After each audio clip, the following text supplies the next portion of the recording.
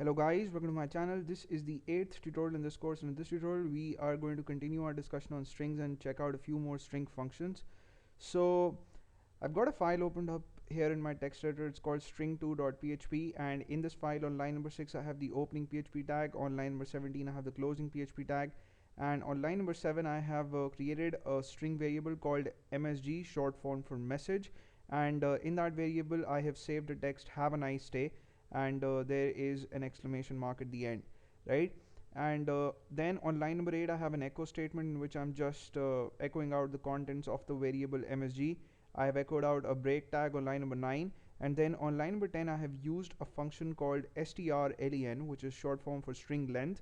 And what this function does is it takes in as an argument a string value, and if you have your string content in a variable, then you can just pass in the variable by typing in its name within parentheses, and it returns to you the number of characters in the string. So let's calculate the number of characters in the string. Let's count them out. So h is 1, a is 2, v is 3, e is 4, space 5 is 6, 7, 8, 9, 10, 11, 12, 13, 14, 15, 16. So there are 16 characters in the string. I'll save this file and I'll open it up in my browser, and the name of the file is string2, so I'll request for that, and there we go. We first see the string, which is "have a nice day," and then we see 16 here. And if suppose I get in a space here, save the file and refresh, now I'll see 17, because I've added a space, so that takes the count to 17 characters. The next function that I have used is on line number 12. It's called str_replace, and what this function does is it takes in 3 arguments. The first argument is the string that you want to replace from the original string. The second argument is what you want to replace it with, and the third argument is the string from which you want this string to be replaced, right? So this is the source string, this is the part of the source string, and this is the string you want to replace this with. So let's say in this string I want to replace nice with great. What I have to do is, as the third argument I have to pass in the variable msg. As the first argument I have to pass in nice within double quotes, and this is a string parameter, and as the second argument I have to pass in great, and this too has to be a string value, right? So the output shows that we get "have a great day" instead of "have a nice day," right?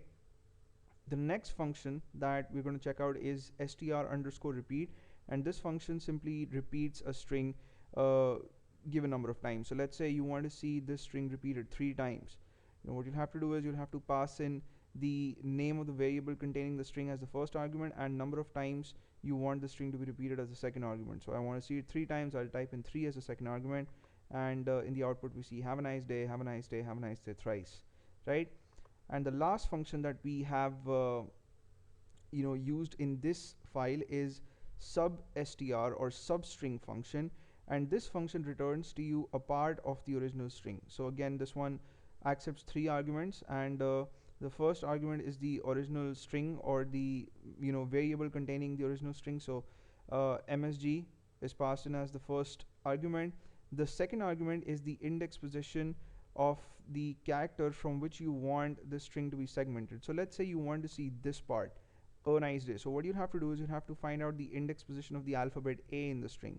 So as we know, the index position of the first character in any string is 0. So h has 0, a has 1, v has 2, e has 3, space has the index position 4, and a has the index position 5.